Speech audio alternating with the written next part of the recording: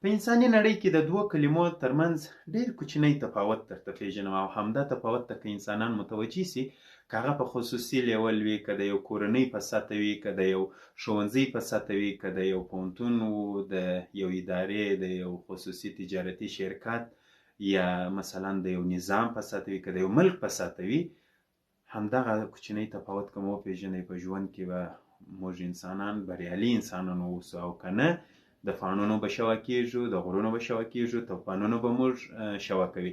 هغه تفاوت څه دی؟ زه یې کولی سم، موږ یې کولی سو، دا باور دی.